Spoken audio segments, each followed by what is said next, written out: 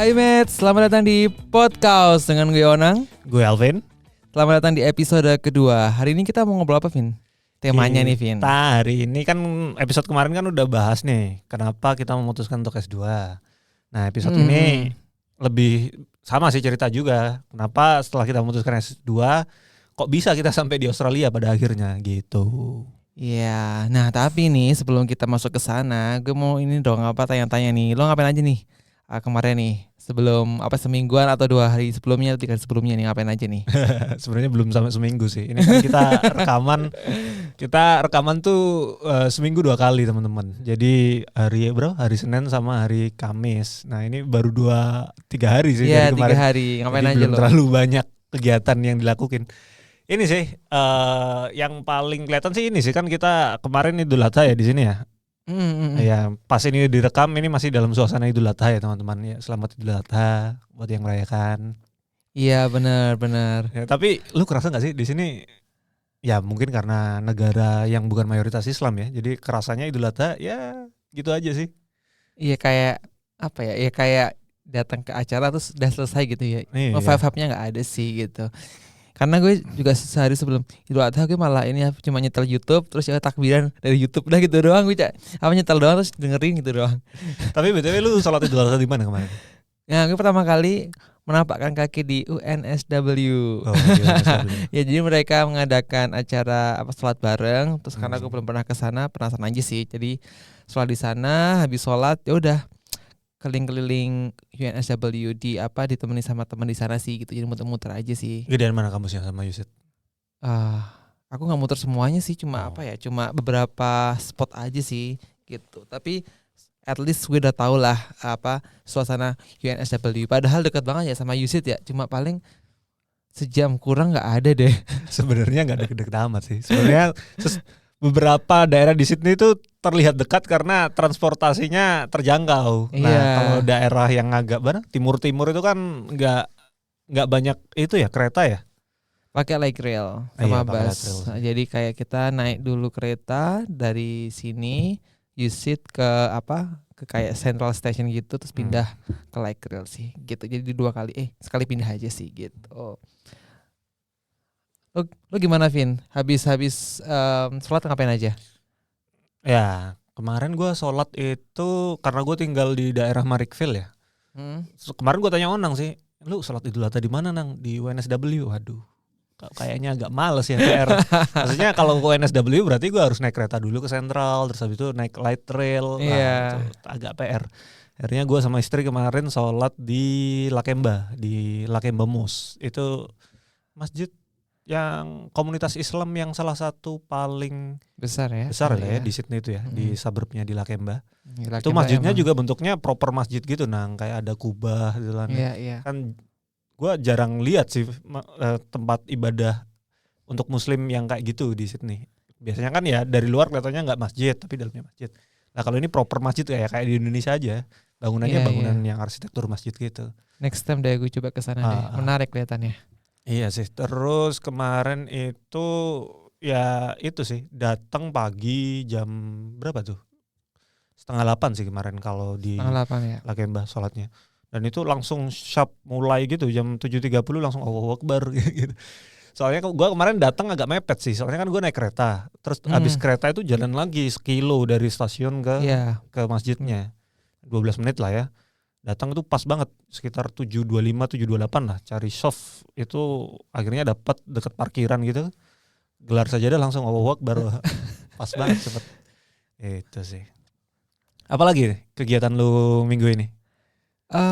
Selain Idul Adha ada kegiatan sih tapi nggak fun sebenarnya sih, cuma gue lagi enroll ke salah satu certifications gitu, ngisi kegiatan Certification apa tuh?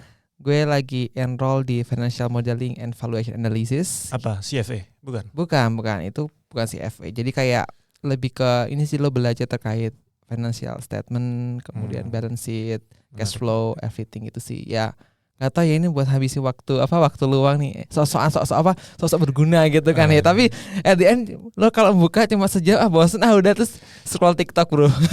At least sejam nggak masalah lah ya, seperti baca gitu. Onang tuh suka merendah memang. Dia bilang sok-sokan padahal yang dilakuin gitu semua emang.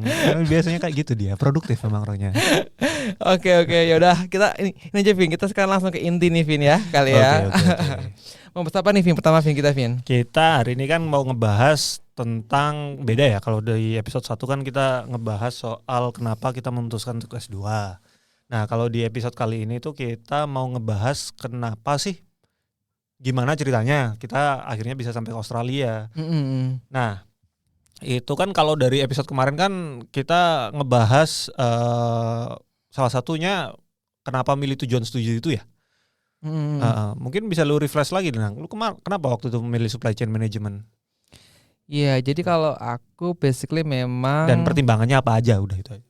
Oh iya, jadi basically kan memang aku awalnya kan ini dulu ya MBA dulu kan sebagai opsi pertama sebenarnya waktu itu. Nah cuma ternyata ketika MBA aku nyoba apply beasiswa buat pakai MBA itu gagal gitu. Ternyata dari situ aku reflect diri lah, emang lo butuh apa? Emang lo mau ngapain dengan MBA gitu kan? Jadi mungkin memang akhirnya aku tahu istilahnya apa ya, nggak gitu online juga sebenarnya waktu itu. Akhirnya aku mikir mungkin supply chain management aja gitu kan, karena kan memang aku udah punya background di operation gitu kan, dan beberapa divisi juga kayak manufacture pernah, kemudian di logistik pernah, dan mungkin dengan aku ambil supply chain aku bisa lebih spesifik gitu ya ke depan gitu, sehingga bisa ngasih kontribusi lebih buat istilahnya nggak hanya diri sendiri sih, tapi juga yang lain juga. Jadi ya udah itu hanya aku ambil supply chain management sih gitu.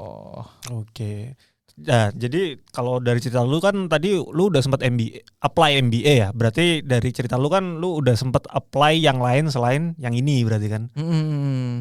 Sebenarnya ceritain dong, lu sebenarnya udah pernah apply apa aja sih selain ini? Apa nih, Univ atau apa nih? Ya semuanya deh. Maksudnya Univ, jurusan. Ya ini Univ sih, bukan yang pendanaan ya. Oh ya, oke, kita khusus Univ dulu kali ya ngobrolnya ya, biar enak nih. Nah jadi memang mungkin beda kali Ivin ya, nanti lo bisa share point of view lo, tapi kalau di gue tipikal orang yang dulu kan emang mikirnya adalah aku nyoba mengetuk semua pintu gitu loh, paham sih? Jadi aku banyak mendaftar Univ karena aku tahu banyak beasiswa di negara itu gitu. Contoh misalkan aku daftar Inggris karena ada beasiswa Chevening misalkan. Kemudian daftar Aussie karena ada AAS ataupun negara lain gitu. Jadi kalau dibilang aku udah banyak banget sih daftar ke beberapa banyak univ sih, kayak dari Eropa, kayak di Italia misalkan, kemudian habis itu ada di Ireland juga, kemudian di UK, kemudian di Asia ada di Singapura, kemudian ada di Korea, kemudian banyak sih, ada juga France juga. Jadi emang aku tipe orang yang daftar banyak kampus karena memang tujuannya adalah dapat LOE buat daftar beasiswa negaranya gitu waktu itu. Karena aku nggak ngerti waktu itu better fokus satu atau coba semua. Karena aku nggak pede orangnya waktu itu, jadi aku daftar aja semuanya karena gue nggak tahu kan selolos apa gue gitu. Mendingan coba aja semuanya, mungkin ada yang lolos gitu. Itu dulu sih gue mikirnya gitu sih. Nah kalau gimana Vin, kalau lu Vin? Ya tapi kan lu keterima semua kan dari daftar itu kan? Oh kalau univnya? Ya alhamdulillah keterima semua sih kalau univnya gitu. Tapi ya siswanya itu nanti kita ngobrolnya gitu sih. Lu gimana Vin kalau lu? Lu daftarnya gimana? Kalau gue gak sebanyak Onang sih. Kalau gue cuma berapa ya? Gue itu pernah daftar yang pertama kali banget nih. Pertama kali waktu itu gue ceritain yang waktu itu. Gue udah booking IELTS 2 minggu dari sekarang. Nah itu sebenarnya waktu itu selain buat untuk menyemplungkan diri kayak yang gue bilang di episode sebelumnya, itu juga mau ngejar deadline untuk apply kampus. Nah waktu itu lagi dibuka nih beasiswa Swedish Institute dari Swedia. Kalau itu ini ya, lu daftar Wisma dulu ya, bukan univnya dulu ya? Itu simultan. Simultan. Jadi daftarnya bareng gitu. Jadi untuk daftar beasiswanya lu harus daftar univnya di waktu yang bersamaan. Oke. Dan salah satunya IELTS. Nah, waktu itu gue pernah daftar Swedish Institute. Itu gue ambil apa ya waktu itu? Engineering Management kayaknya di KTH. Gak tahu itu namanya ngejanya KTH atau KTH. Oh iya. Soalnya kan lu Swedia kan beda ya sama Inggris ya. Tapi kayaknya KTH sih. Cara mengejanya. Iya kita anggap KTH lah. Indo ya KTH. KTH Royal Institute of Technology itu di Stockholm. Waktu itu nggak dapet gue ternyata. Beasiswanya. Kampusnya juga nggak dapet. Oh, kampusnya juga. Nah, Oke. itu pertama kali. Pertama kali. Ternyata nggak segampang itu ternyata apply kampus gue. Terus abis itu gue sempet daftar di Auckland di New Zealand. New Zealand, oke. Itu dulu di mana ya? University of Auckland, jurusannya kayaknya mirip-mirip deh, engineering project management gitu-gitu. Sama ya, kita juga apply juga ya? Aku juga apply juga sih. Lu kan apply juga. Oh iya, sama, ya kan? Tapi kebanyakan univ lupa. Iya. Oke, mantap. Terus Vin, terus gimana? Di Auckland itu surprisingly sangat-sangat cepat prosesnya ya. Iya. Sangat-sangat cepat. Jadi kayaknya gue apply hari ini 2 atau 3 hari kemudian udah dapat balasan itu deh, pengumuman. Waktu itu dapat sih LOE. Tuh, terus abis itu ya ini yang terakhir yang di yang sekarang ini di University of Sydney. Oke, Project Management siap. Gitu. Jadi gak banyak sih sebenarnya. Gak sebanyak Onang lah. Enggak sih, aku lebih ke mengantisipasi lo nanti kayak itu dicoba semuanya. Nah itu sih. Nah, tapi ngomongin kita daftar universitas nih, Vin, kan pasti kan ada hal-hal yang kita perlu persiapin ya. Secara umum lah, mungkin kan kalau kita nanti bisa share kan, mungkin ada negara yang dia juga punya specific requirement gitu kan. Nah, kalau secara umum tuh butuh apa aja sih, Vin, buat kita daftar univ gitu? Mungkin dari teman-teman di sana kan ada yang masih sama sekali belum belum tahu dan mau ke arah sana dulu gitu kan. Nah, apa sih hal umum yang diperlukan nih buat daftar universitas? Kalau daftar univ sih, kalau dari pengalaman gue ya, yang pasti ada itu adalah IELTS. Bukan IELTS sih lebih tepatnya, sertifikat kemampuan bahasa Inggris. Entah itu IELTS. Bisa IELTS, bisa TOEFL, atau apa. Itu tergantung negaranya ya kembali. Kalau IELTS tuh biasanya buat negara-negara Eropa, Australia atau Inggris gitu ya.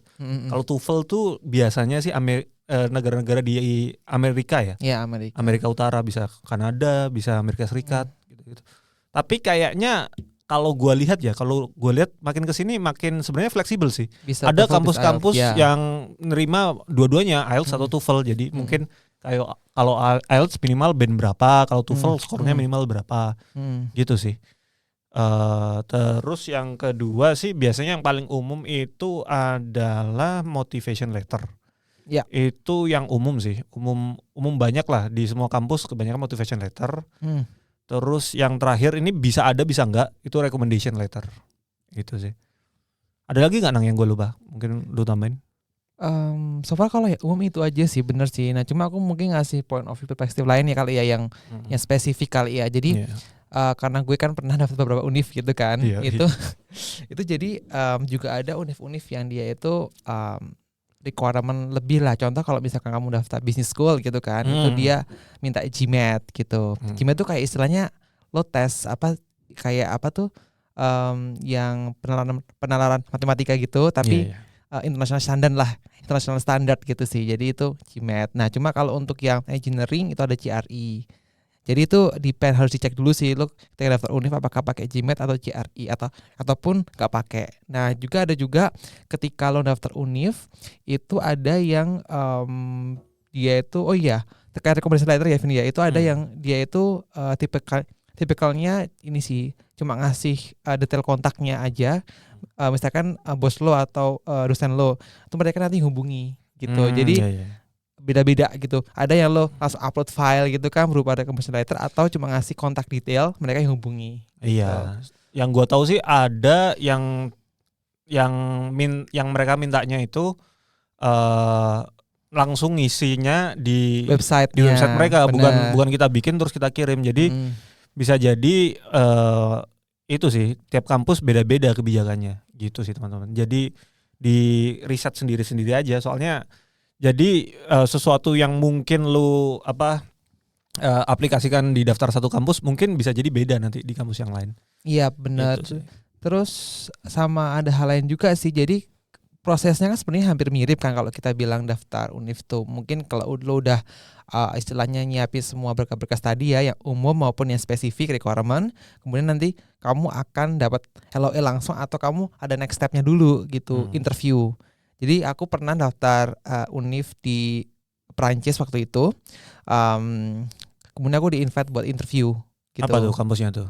kampusnya itu kayak swasta gitu sih, tapi emang dia spesifik buat supply chain management sih gitu. Nah waktu itu gue, Ya apa nama kampusnya? Nah? aduh gue lupa deh, apa ya?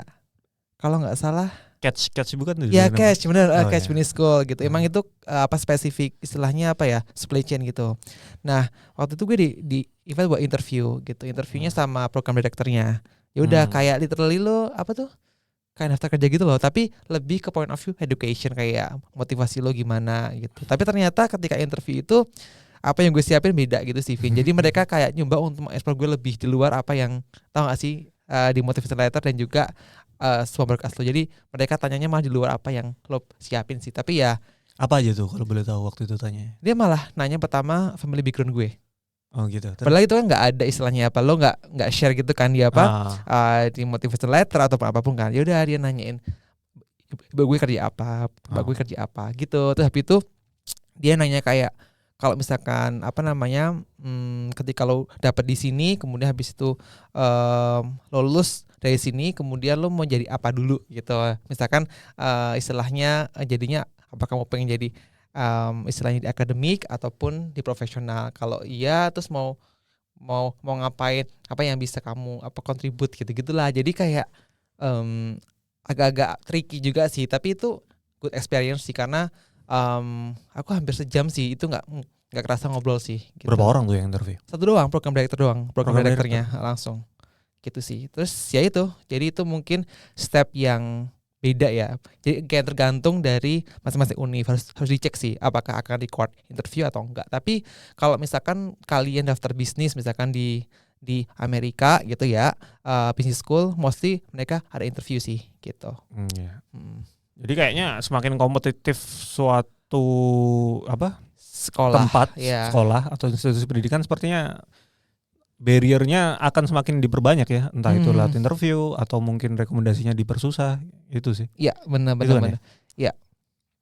Lah, lu kan udah beberapa banyak tuh yang lu apply lu Nang. Berarti lu harusnya ada insight nih. Apa sih pattern-pattern yang membedakan kampus-kampus di negara-negara yang berbeda itu dalam proses admissionnya? Oke, jadi kan aku kan udah pernah daftarnya kan ada di Eropa, kemudian Inggris, di Asia, sama di Australia gitu ya. Untuk yang Amerika emang aku belum daftar karena memang waktu itu belum priority ya. Again kan masing-masing beda-beda ya gitu. Jadi aku belum apply yang di Amerika sama sekali sih gitu. Jadi mungkin aku cuma bisa nge-share dari negara-negara tadi aja ya.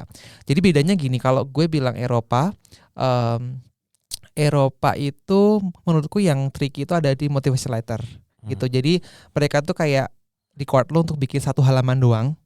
Tapi kalau bisa lo compelling banget sih di situ sih gitu. Jadi nggak ada, cuma dibatasi 750 word doang. Even ada yang cuma 500 word gitu. Jadi itu sangat hati-hati gitu. Karena menurutku kunci yang di Eropa adalah motivation letter. Ya di luar IELTS ya, itu kan basic kan ya. Tapi menurutku kamu harus compelling di motivation letter sih gitu.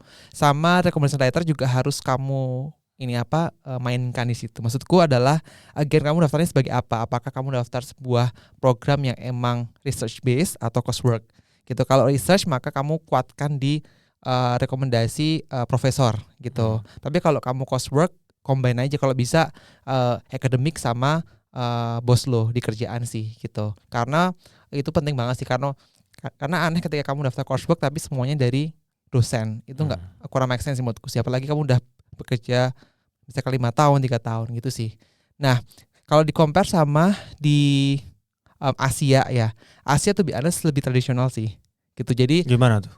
Di Asia tuh di mana tuh yang udah lo apply? Gue apply di NUS. NUS Singapura. NUS Singapura. NUS ini agak ribet sih menurutku. Jadi mereka itu selain motivation letter, mereka ada short question. Gitu. Kayak semacam ujian gitu. Ya kayak short question gitu sih, kayak apa ya, misalkan lo ada dikasih 3 short question, kamu jawab gitu short question gitu ya, tapi lebih ke menggali aja sih kayak motivasi lo, tapi itu lebih ke short question gitu. Terus habis itu rekomendasinya lebih banyak gitu. Oke. Short question itu dalam bentuk kayak jawabannya esai pendek gitu kan? Iya, esai pendek, benar. Apakah pengalaman terberat dalam hidupmu gitu-gitu kan, kayak contoh-contoh gitu. Ya contohnya seperti itulah gitu. Jadi seperti itu sih. Terus habis itu Apalagi ya, oh iya, kalau kamu nanti udah dapat LOE, kemudian kamu untuk apa istilahnya, ya atau enggaknya gitu ya, stepnya kamu harus datang ke sana. Gokil, ke Singapura. Ke Singapura ya, beneran. Yo, Gitu. Jadi waktu gue dapat LOE kan gue masih bingung kan, gue nggak pakai NUS ini kan. Tapi kalau kamu pengen istilahnya apa ya, ambil kursi lah gitu ya, istilahnya kamu bayar istilahnya apa ya, settlement. Daftar ulang lah ya, daftar ulang bahasanya ya, kamu harus datang ke sana. Kalau enggak, kamu dianggap enggak ini, gak tertarik. Jadi again ya, Asia masih lebih apa ya istilahnya konservatif. Padahal waktu itu pandemi ya? Enggak. Iya pandemi. Waduh. Jadi agak lebih konservatif ya again gitu. Tapi ya again ya itu Asia kita tahu lah tipikalnya gimana. Tapi ya gitu sih, emang seperti itu. Nah kemudian kalau Australia, nah ini tuh honest gue agak ini sih agak surprise juga ketika daftar di Australia. Khususnya gue waktu daftar di USyd gitu ya. Karena menurutku way easier sih gitu. Kalau point of view ya nanti lo ya Vin ya ngasih tambahan. Kalau gue sih way easier karena cuma lo submit dokumen-dokumen aja, terus ya udah gitu submit selesai. Even emang ada motivation letter ya enggak deh katanya. Motivation letter itu kalo dulu di USyd itu ada kalau lu apply untuk scholarships. Bukan scholarship, international apa ya kayak semacam diskon gitulah. Oh iya diskon. Diskon untuk international student. Jadi kalau di sini kan international student itu kan nggak beberapa kali sih, 2 kali lipat lah ya paling nggak ya tuition fee-nya dari student yang domestik. Nah itu ada program namanya kalau mereka sih ngasihnya kayak semacam diskon gitu ya. Jadi kalau lu mau ikut program ini, lu nulis motivation letter. Iya gitu sih. Gitu sih. Tapi kalau lu nggak apply itu, lu benar-benar cuma apply cuma submit dokumen aja kayak CV, IELTS, sangat gampang. Dan gue baru ketika daftar itu ketika oh my god, Australia sangat-sangat gampang ya dibanding WIC. Menurut point of view gue again ya, ini kan personal experience karena gue kan udah daftar beberapa country ya gitu. Jadi paling gampang Australia gitu. Ya, Australia itu kalau pengalaman gue ya, selama lu udah punya data bukan data sih, semua persyaratan dokumen yang diminta, lu bisa daftar dalam 1 kali duduk. Maksudnya one sitting gitu, lu dedicate waktu 30 menit, udah selesai pendaftaran. Gitu. Itu sama kayak New Zealand sebenarnya. Waktu gue daftar Auckland mirip-mirip lah. Iya benar-benar Jadi ANZ ini, Australia New Zealand ini mungkin kulturnya sama ya, sistemnya sama juga. Jadi gampang juga dan mereka juga sama dalam hal pengumuman sih. Jadi mereka dua-duanya itu cepat pengumumannya. 2 minggu ya. 2 mingguan lah. Waktu itu ya kayaknya 2 minggu sampai sebulan lah. Yang Auckland itu cepet banget waktu itu cuma 3 hari atau 4 hari kayaknya. Kayaknya mereka itu ada window daftar dan pengumumannya gitu. Jadi kayaknya gue waktu di Auckland daftarnya pas akhir-akhir window dia mau pengumuman. Jadi kebenaran itu cepet ya. Cepet. Nah gue paling lama tuh di UK to be honest. Mungkin waktu itu gue daftarnya terlalu awal kali ya. Iya. Itu aku sampai 3 bulan sih. Itu even aku harus di mana tuh? Follow up di Manchester. Gitu sih. Jadi kayak gue follow up sih kayak oke, ini lama banget ya. Terus dia bilang kayak oke, kayak masih hold aplikasi Anda karena kita lagi menyelesaikan yang term ini gitu kayak oke, berarti gue terlalu cepet daftarnya nih gitu sih. Gue tuh beres dulu mau daftar Manchester juga sih. Waktu itu dibandingkan dengan Australia ya, dengan USyd terutama. Iya. Itu emang itu sih agak susah pendaftarannya kalau gue boleh bilang. Benar. Soalnya dari interface website, dari panjangnya form yang harus kita isi, dan persyaratannya itu kayaknya nggak beres dalam 1 kali duduk deh. Lu harus daftar ngisi informasi, ada yang kurang kayaknya. Lu cari lagi terus baru ngisi lagi gitu sih. Dan akhirnya waktu itu kayaknya pendaftaran gue kagak gue submit deh. Soalnya waktu itu lupa atau waktu itu emang udah keburu dapat yang Sydney ini. Iya, gitu sama sih. Satu lagi sih benar yang Manchester ini untuk recommendation letter tuh mereka butuh kop institusi S1 lo. Oh iya itu kan susah. Itu yang susah ya. Dan even gue harus kedatang ke harus hubungi kajur gue gitu kayak Pak mohon maaf Pak ini saya butuh istilahnya kop surat dan cap jurusan nih gitu. Itu sangat-sangat susah sih to be honest dan long process gitu. Again gitu sih. Iya. Sama sih yang Swedia dulu juga gitu. Ada butuh cap organisasi yang pernah lu ikut. Iya. Nah, karena waktu itu gue daftarnya simultan sama beasiswa. Jadi ya ada semacam di formnya itu membuktikan karena lu itu aktif dalam berkegiatan dan organisasi di luar akademik. Jadi itu masuk juga dalam rangkaian pendaftarannya, dan itu agak menguras itu sih, resource tenaga dan waktu sih. Iya Gitu. benar-benar. Nah kalau lo bisa flashback ke belakang nih Vin ya, lo kan udah experience nih buat daftar univ gitu kan. Nah kalau lo bisa ngasih istilahnya advice atau saran nih buat pendengar kita nih untuk lebih efektif ya ketika daftar univ itu gimana sih Vin gitu? Kalau di point of view lo nih. Nah, yang nomor satu memang lu harus itu dulu, tentuin strategi yang mau lu pakai. Apakah lu mau kayak Onang yang emang gua mau mengetuk semua pintu. Nah, kalau lu mau mengetuk semua pintu berarti lu harus lebih banyak lagi nih yang lu persiapkan. Entah itu persyaratan dokumen dan juga resource, tentu saja uang. Karena itu sebenarnya yang nggak banyak dibilang ya dari video-video motivasi untuk kuliah S2. Sebenarnya sebelum dapat beasiswa, uang yang dibayarkan, yang kita keluarkan untuk apply itu semua itu nggak dikit teman-teman. Iya. Jadi sesuaikan lah sama target kalian. Iya benar-benar. Itu sih. Terus ya itu, ya nomor satu itu sih emang tes bahasa Inggris itu, karena negara kita bukan salah satu negara yang diakui dalam penggunaan bahasa Inggris. Kalau teman-teman yang di mana ya, Filipina atau mana itu kayaknya nggak perlu deh sertifikat berbahasa Inggris. Jadi ya itu sih nomor satu, siapkan dana sama latihan bahasa Inggris, itu nomor satu dulu. Yang kedua baru itu sih nentuin strategi. Kalau Onang kan emang pengen ngutus semua pintu. Kalau gua sih waktu itu ya gua daftar program yang kayaknya gua realistis aja. Oh ini kayaknya bisa nih, gua ada kesempatan nih. Kalau ini bisa nih, gua ada kesempatan nih. Gitu sih. Jadi nggak sebanyak itu gua apply. Gitu sih. Kalau lu gimana Nang? Nah kalau bisa flashback ke belakang ya dan belajar dari pengalaman gue sih, kalau gue nyaraninnya pertama adalah ini kali Vin ya, kita belum ngomong istilahnya bikin grup dulu deh loh gitu. Ketika ketika lo pengen daftar beasiswa universitas luar negeri ya. Again ini nggak compulsory, tapi ketika lo punya grup gitu yang teman-teman sefrekuensi, itu akan helping kamu sih ketika daftar, karena kita waktu itu punya grup sendiri gitu Vin ya. Jadi gini, kita waktu di FMCG Biru dulu, waktu gua dan Onang bekerja bersama, itu ada beberapa orang yang sebenarnya punya visi yang sama, ingin lanjut S2. Jadi ada gua, Onang, sama satu lagi teman kita, Noval. Sekarang di UCL ya. Sekarang lagi kuliah di UCL di London. Jadi dulu kita bertiga itu bikin grup WhatsApp. Namanya apa nama grupnya? Aduh lupa Vin. Unik pokoknya Vin. Gue ingat sih. Harus disensor dulu Vin, sensor. Nggak apa-apa. Jadi dulu kita itu bikin grup itu tahun 2020 akhir. Ingat banget gue, Desember atau kapan gitu lah ya. Iya benar. Judulnya adalah 2021 balikin laptop. Iya benar. Tujuannya karena mau S2 waktu itu. Iya.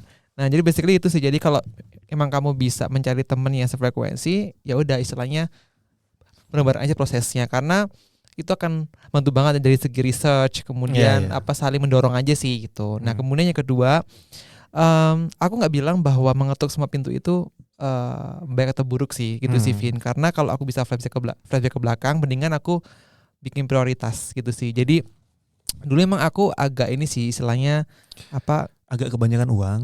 Enggak gitu sih, lebih ke nggak pede kali ya, karena nggak tahu bakal dapat nggak ya beasiswa ini gitu kan. Jadi akhirnya coba aja daftar semua univ, banyak univ yang ada beasiswa negaranya gitu kan. Nah tapi kalau misalkan aku bisa ngasih saran, ketika kalian emang lagi kerja full time gitu kan, fokus aja misalkan ke 3 univ gitu kali ya. Yang pertama yang paling kamu inginkan lah ya, istilahnya dream campus gitu kan kita bilang. Yang kedua yang istilahnya ya, yang kamu suka pengenin lah gitu ya. Yang terakhir tuh yang safety campus, yang kamu pasti lolos sih gitu. Jadi kamu fokus aja di tiga kampus kalau bisa gitu kan. Nah habis itu ya udah kamu habisin waktu lo buat bikin motivation letter yang sebagus mungkin buat 3 kampus itu. Sama again, ini tricky tapi ini emang harus kalian siapkan, adalah siapa yang bakal ngasih rekomendasi letter. Oh iya, itu penting banget. Nah jadi karena gue daftar banyak univ, dan karena karena gue memang kebetulan udah pindah kerjaan beberapa kali gitu ya. Jadi aku punya stok banyak recommender gitu loh, Vin. Jadi ada dari dosen, itu ada pembimbing, ada kajur, kemudian di employee pertama juga ada, kedua juga ada gitu sih. Jadi itu emang keuntungan aku sih. Tapi kan bisa aja orang datang dari istilahnya belum punya pekerjaan atau mungkin hanya satu employer kan. Nah itu kamu harus bikin strategi gitu, gimana caranya bisa make recommender ini untuk daftar univ gitu. Jangan sampai kamu kehabisan recommender nih gitu, dan apalagi mereka bosen, kok lo minta terus sih gitu dan sebagainya kan. Itu juga tricky sih gitu. Jadi kalau aku bisa caranya sih pilih 3 univnya kamu pengen aja sih gitu.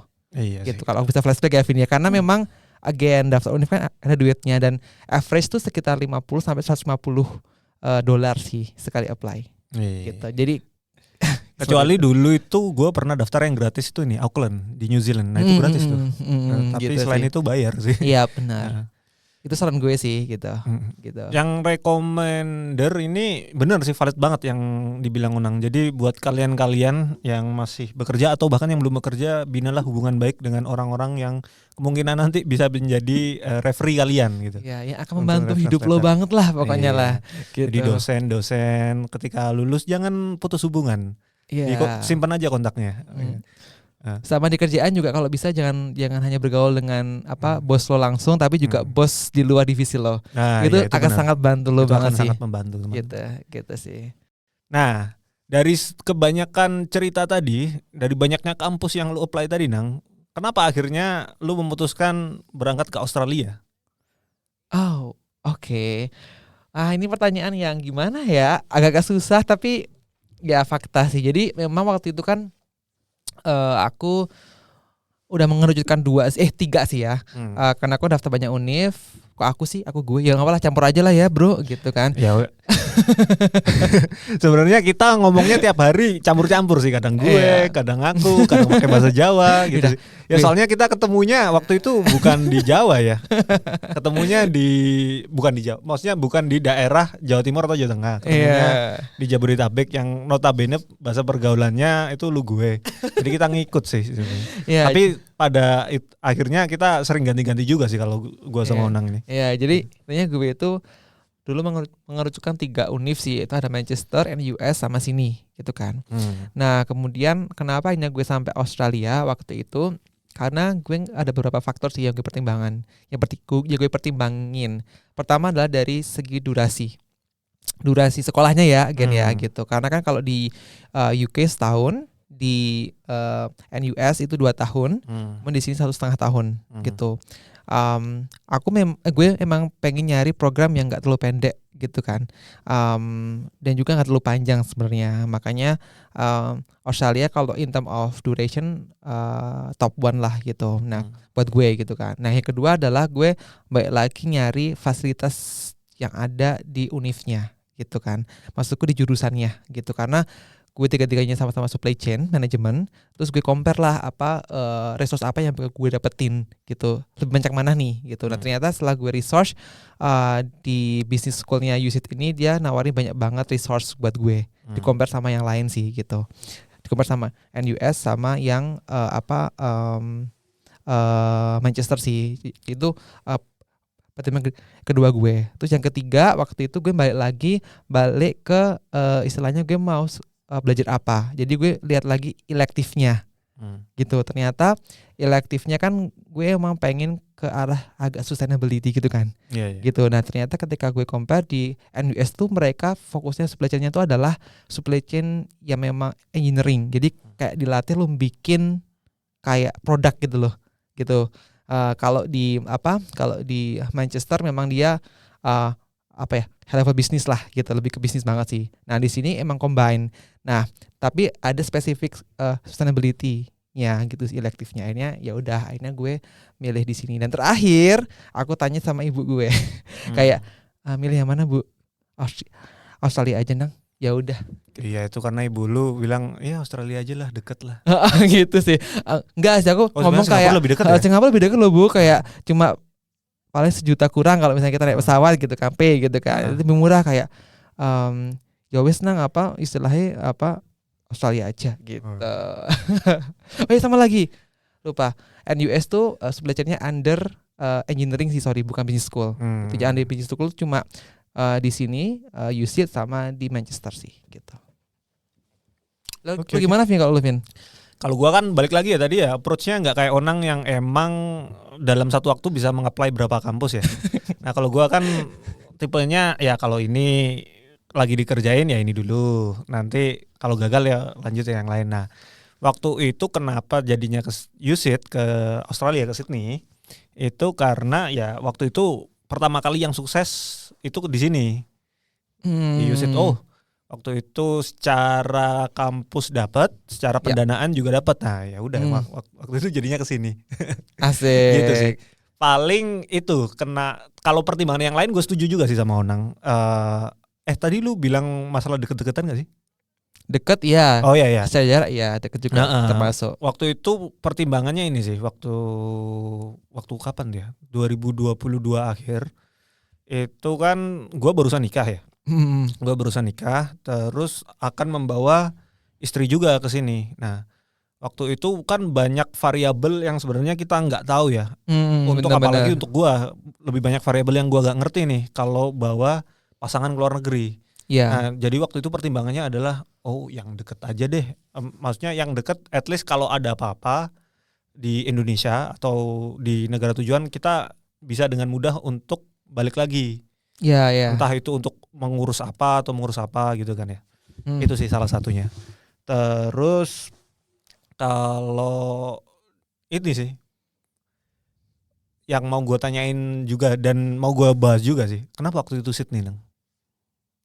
Maksudnya univnya? Iya, kenapa nggak kota lain di Australia? Ya oke lah kalau tadi lu bilang Australia dekat, tapi kenapa nggak kota lain?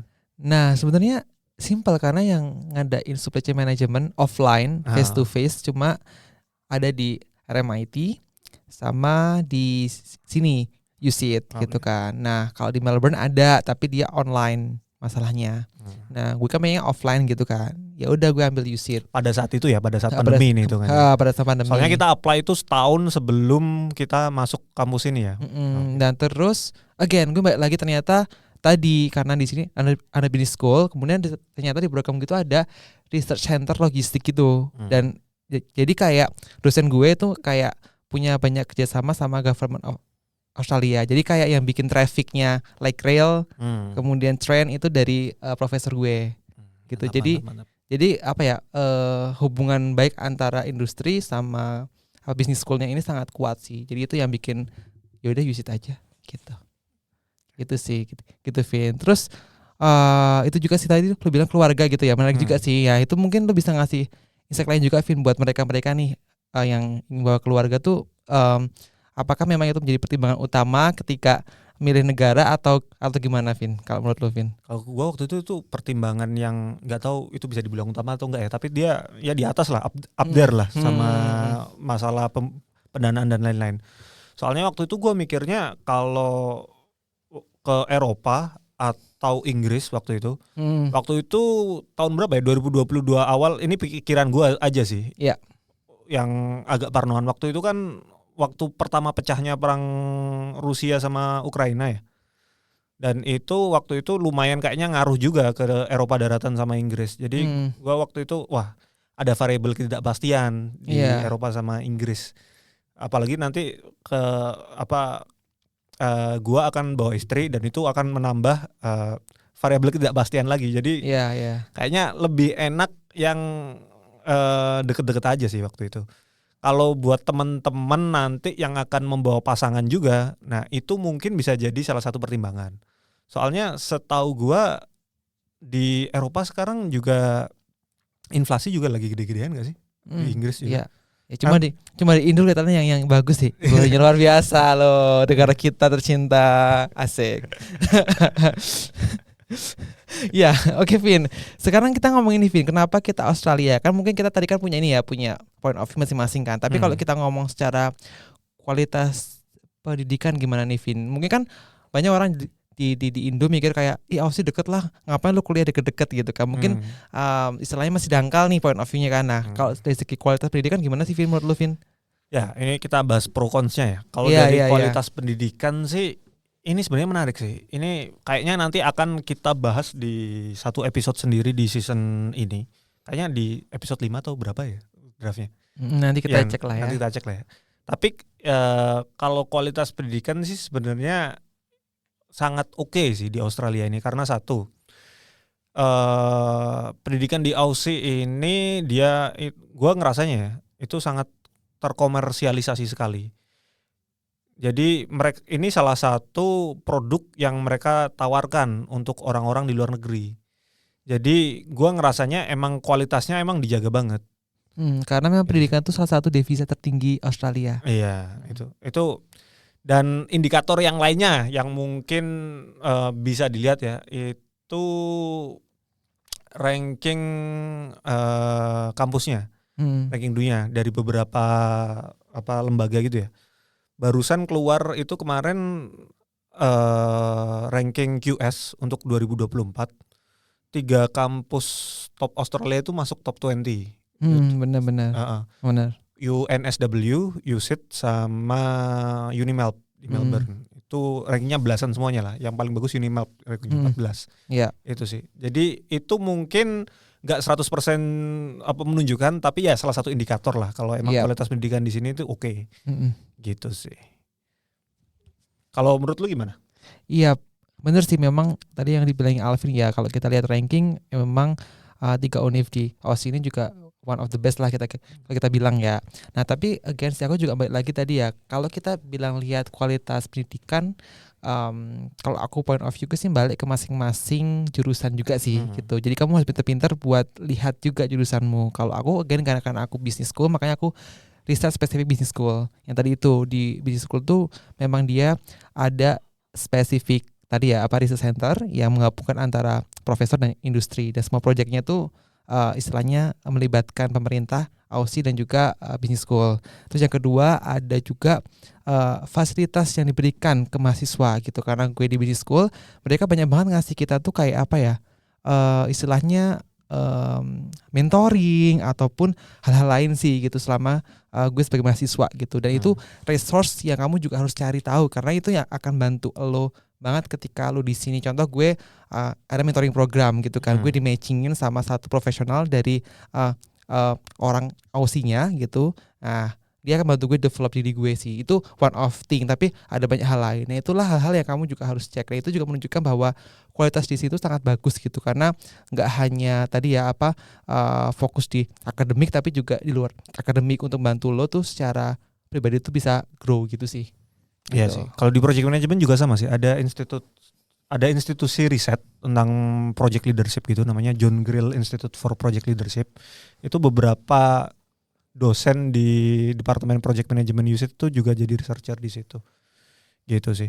Mungkin selain kualitas pendidikan dari yang segi akademik, mungkin bisa dilihat dari ini aja nih. Kita sekarang rekaman di mana Nang? Di ruangan di studio podcast punya USyd. Jadi emang secara fasilitas mungkin oke juga nih kampus-kampus di Australia. Gitu. Ya mereka sangat istilahnya sangat provide mahasiswanya dengan high quality of facilities lah ya di sini gitu sih.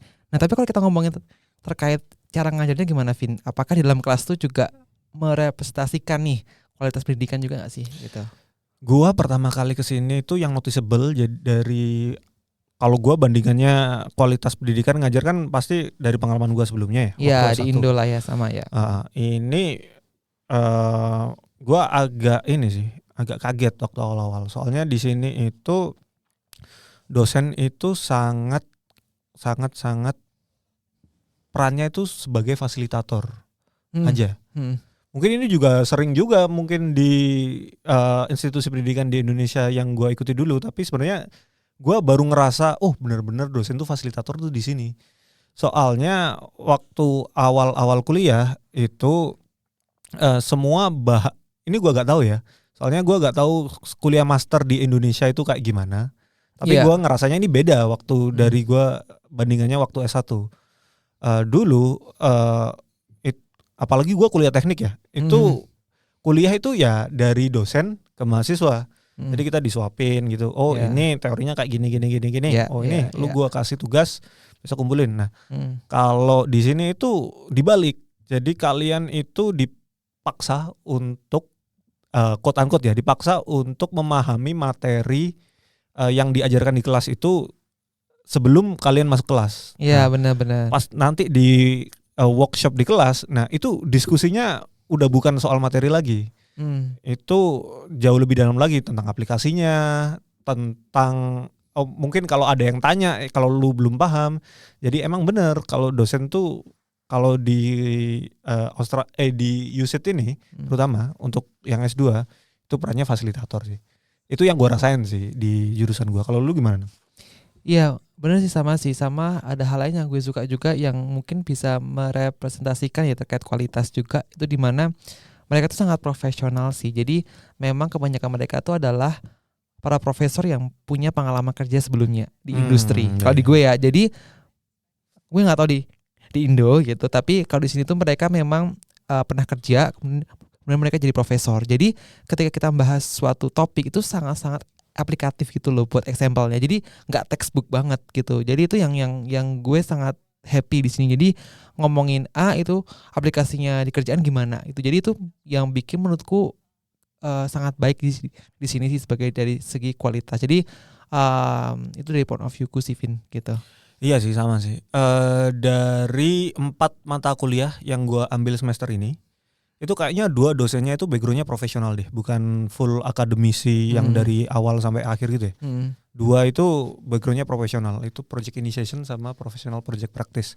Dua-duanya itu punya pengalaman di industri, bahkan mereka tuh di industri dulu sebelum mereka jadi dosen. Ya, gitu sih. Itu sih yang istilahnya one of the thing lah, istilahnya kualitas pendidikan di Australia ya. Dan kita meskipun kita di UC ya kita pasti juga mikir akan hal sama juga ya di univ lain juga ya. Ya gitu kita asumsikan sama sih pastinya. Normanya kayak gini lah ya. Normanya kayak gini. Ya, mungkin nanti kita tanya-tanya lah sama anak kampus lain. Nah, terus Vini, kalau kita moving ya dari tadi kan kita udah bahas terkait kualitas pendidikan. Sekarang kita mungkin ngomong terkait biaya nih. Nah, gimana Vin, kalau kuliah di Aussie itu mahal nggak sih sebenarnya gitu kan? Mungkin di luar sana kan pengen murah nggak sih, kan dekat ya dari Indo gitu, tuh murah nggak sebenarnya? Ya.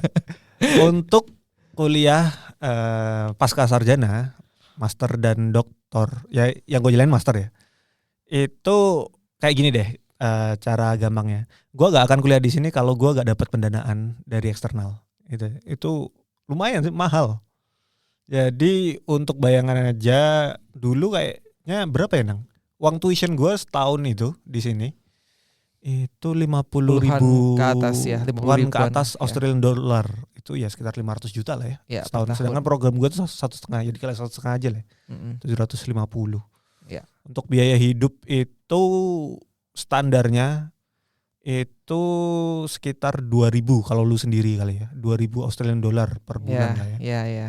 Kalau lu sama 20 istri, juta ya. Ya 20 juta. Kalau lu sama pasangan, ya lu berapa Vin? Lu kan bawa pasangan nih. Kalau sama pasangan itu awal-awal ya, itu bisa sampai 2.700 2.800 sih. Oke. Jadi awal-awal sebelum istri gua kerja, itu kita selain dana hidup bulanan dari pendanaan eksternal atau beasiswa itu, kita juga pakai uang tabungan sih, pakai saving gitu. Oke. Jadi itu sih, kalau dari segi biaya mungkin nggak seberapa favorable ya kalau kalian tidak memutuskan untuk ngebayarin itu semua sendiri. Kecuali kalau kalian mampu sih, beda cerita lagi. Ya beda cerita sih gitu. Memang kalau aku lihat juga, kalau aku riset memang di sini tuh on par lah sama US terkait with tuition fee sama istilahnya kehidupan sih mahal gitu. Jadi memang lebih mahal dari Eropa mungkin. Ya, karena di Eropa pun kalau kalian ambil yang di luar Inggris ya, misalkan kayak Jerman atau Austria, dulu kan aku juga pernah daftar ke sana, itu even tuition fee-nya tuh almost 0 gitu loh. Gitu. Jadi kayak kamu tuh kalau misalkan pengen berangkat sendiri nggak masalah, masih bisa lah diusahakan. Kamu nanti mungkin part time di sana untuk hanya biaya hidup gitu. Jadi memang kalau pengen berangkat S2 sendiri, menurutku sih Aussie bukan option sih kalau misalkan, karena mahal banget sih gitu. Tapi kalau lo wealthy banget nih, ya nggak apa-apa. Tapi kalau lo istilahnya moderate gitu kan ya, Europe sih better gitu. Oke. Terus itu sih Nang, kalau soal biaya gimana ya? Kalau lu pengeluaran lu paling gede biaya buat apa sih kalau di Australia ini tiap bulan, sebagai gambaran aja lah ke pendengar kita. Paling besar tuh biasanya ya buat rent a house sih, istilahnya buat akomodasi lo sih, buat tidur lo sih, kayak kos-kosan lah bahasanya itu paling mahal. Karena kalau di gue tuh gue harus bayar 3 juta itu per minggu gitu. Jadi per 2 minggu 6 juta, berarti kalau per bulan berapa tuh 12 juta. Iya sih. Jadi yang dari $2,000 yang gue bilang tadi dalam sebulan itu hampir 60% tuh akan habis untuk rent. Ya. Jadi, tapi itu sih sebenarnya yang paling mahal ya. Sebenarnya untuk makanan kalau lu masak sendiri itu sebenarnya ya nggak mahal-mahal banget sih kalau dibanding sama Indonesia. Ya mungkin 1,5 atau sampai 2 kalinya lah. Which is expected lah ya kalau dari Australia. Tapi yang nggak ter-expect sama sekali itu rent sih, memang mahal sekali. 3 juta itu per minggu ternyata.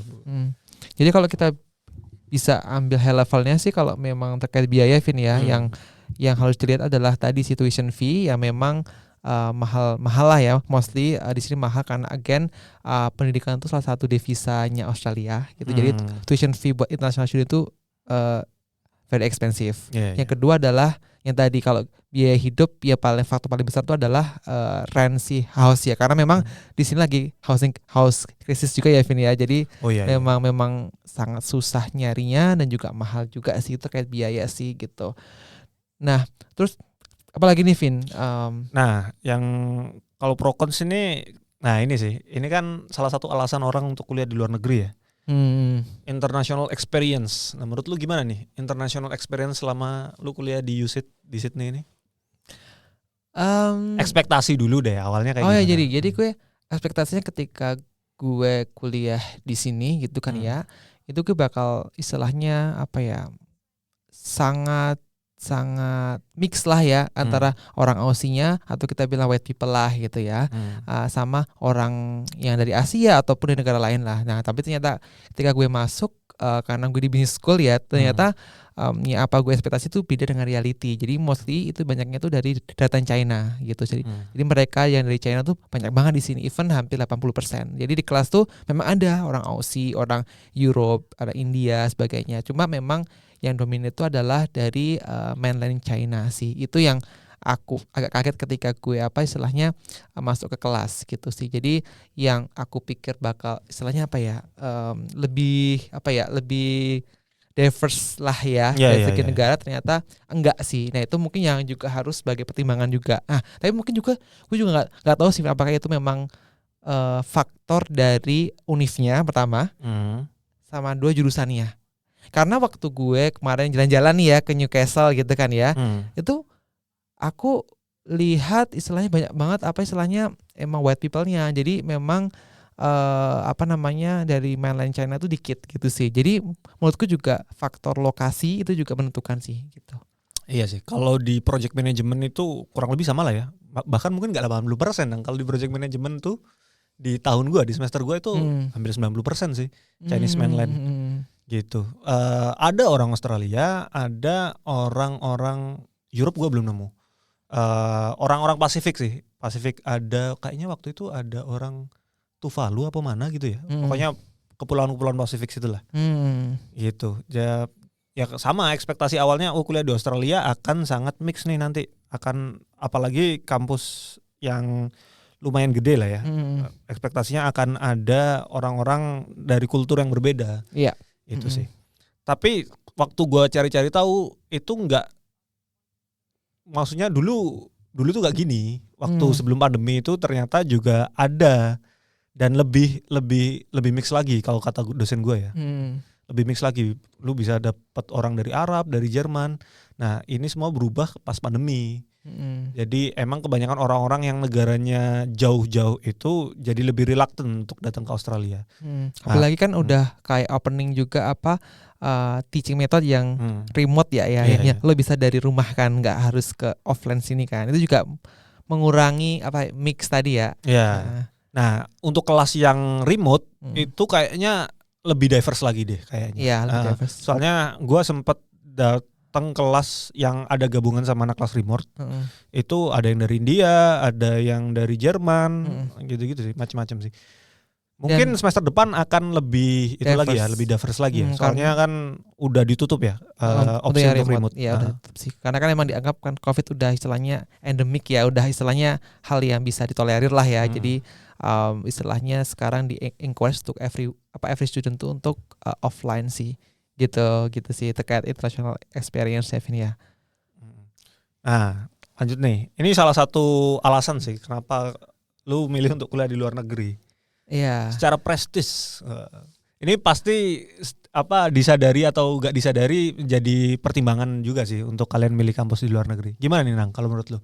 Secara prestis dan reputation untuk kuliah di Australia, utamanya USyd ya. Oke, jadi kalau kita ngomong prestis sih balik lagi ya, karena kan aku sebelum masuk ke S2 kan gue kerja di consulting firm ya. Memang sih mostly adalah mereka dari US gitu sih, jadi memang kayak Ivy League sebagainya. Memang aku tidak memungkiri istilahnya reputasi atau prestis mereka tuh sangat wow banget sih gitu. Nah, tapi waktu itu again karena memang aku belum bidik ke sana gitu. Emang aku pengen ada satu yang Amerika, cuma programnya cuma 10 bulan dan itu sangat short banget gitu. Jadi akhirnya aku memutuskan untuk nggak apply gitu. Waktu itu aku mendaftar di Ivy League lah gitu. Nah akhirnya nggak apply sana, terus gue mikir apply mana sih gitu kan. Akhirnya gue mikirnya apply antara ya UK, Singapura atau Aussie gitu kan. Nah karena memang ternyata reputasi itu juga penting sebenarnya sih Vin gitu. Kalau di compare antara UK, Singapura sama Aussie, nama Aussie sama UK tuh masih better lah di compare sama Asia gitu sih. Gitu. Jadi memang waktu itu kalau istilahnya lihat dari prestisnya ya UK sama Aussie ini emang istilahnya lebih seksi lah kalau kita bilang ya di compare sama yang Asia sih gitu. Ya, ini sama sekali terlepas dari kualitas pendidikan yang akan kalian dapat ya. Tapi persif orang lihat ya. Orang lihatnya kayak gimana? Iya gitu sih.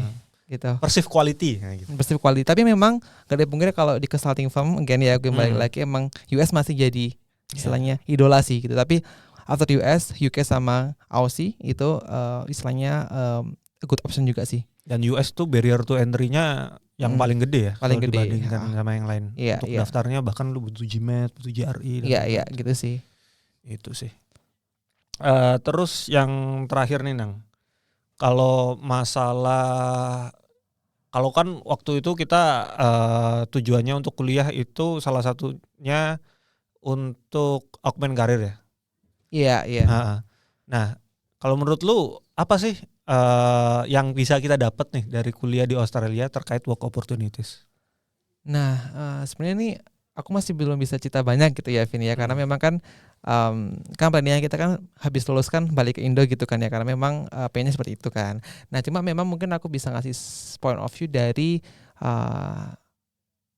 kesempatan internship kali ya, karena memang kan di program gue khususnya kan memang ada kayak satu SKS itu bisa ambil elective itu adalah magang gitu kan. Nah waktu itu aku nyoba untuk daftar magang nih gitu di sini kan gitu. Nah ternyata memang daftar magang di Aussie itu very difficult gitu sih. Gak gampang terutama untuk international student. Iya untuk international student, karena kita kan dibatasi jam kerja juga gitu, per minggu tuh cuma boleh 20 sampai 24 jam per minggu gitu kan. Nah sama prosesnya sih Vin, jadi ternyata daftar magang di Aussie itu sangat complicated gitu. Even kalau di compare sama Indo itu kayak lo daftar full time job gitu sih. Jadi kayak kalau lo daftar MT ya di Indo gitu kan ya, itu kan kayak serangkaian proses kan, ada istilahnya submit dokumen, ada FGD, interview, itu literally sama halnya dengan di sini. Even untuk buat daftar internship aja gitu. Jadi mereka tuh sangat ketat gitu loh daftar internship, karena memang dari employer di sini tuh mikir ketika mereka dapat orang intern itu akan di hold sampai mereka bisa jadi full time gitu loh. Jadi mereka sekalian mau rekrut orang buat full time sih, tapi memang entry levelnya sebagai magang sih. Makanya sangat susah daftarnya. Dan memang to be honest di business school aja sendiri itu memang lebih prioritaskan buat mereka yang citizen maupun yang PR atau permanent residency gitu. Jadi buat international student tuh sangat susah gitu. Apalagi ya buat kalian yang udah punya work experience itu akan semakin susah lagi daftar magang, karena waktu itu gue pernah konsultasi sama Business School Committee di sini gitu kan. Mereka nanyain gitu, lo mau daftar magang apa sebagainya. Terus mereka lihat CV gue, terus mereka ngomong kayak kalau buat Mas Onang nih even mereka manggilnya Mas Onang gitu. Ya enggak lah, ini gue pakai bahasa Indonesia lah. Oh enggak, buat Onang gitu ya, buat Onang. Mereka ngomongnya kayak, gue bilang zero opportunity gitu, karena mereka bilang buat mereka yang udah punya experience kerja dan daftar magang tuh akan semakin susah gitu, karena mereka nyarinya yang fresh grad yang masih bisa dibentuk gitu loh. Iya. Gitu sih. Ini terkait work opportunity, kita ngomongnya yang relevan sama studi aja ya. Soalnya kita kan berdua didanain sama pendanaan eksternal yang sangat strict masalah ini ya. Jadi emang kita ngomongnya yang sesuai bidang studi aja. Kalau misalkan kalian mau work opportunities yang di luar itu, nah itu kita nggak ada pengalaman nih. Nggak ada pengalaman. Tapi kayaknya sih kalau dilihat dari cerita-cerita ya bisa aja sebenarnya. Soalnya ada di visa untuk pelajar yang di Australia itu ada kesempatan untuk bekerja tiap minggu itu 20-24 jam. Nah itu sih. Iya, karena memang kita belum tahu sih kalau mau kerja di sini gimana. Karena kan memang kalau gue sendiri memang hanya magang aja ya, emang align dengan kuliah. Itu pun udah susah banget gitu loh. Apalagi ketika lo mau apply kerjaan gitu, yang real kerjaan di sini kelihatannya banyak hal yang harus dipertimbangkan sih. Kayak sangat high kompetitif sih, gitu sih. Oke, ada lagi Nang? Mungkin kalau buat yang episode ini udah kali ini kita udah bahas banyak banget nih gitu kan.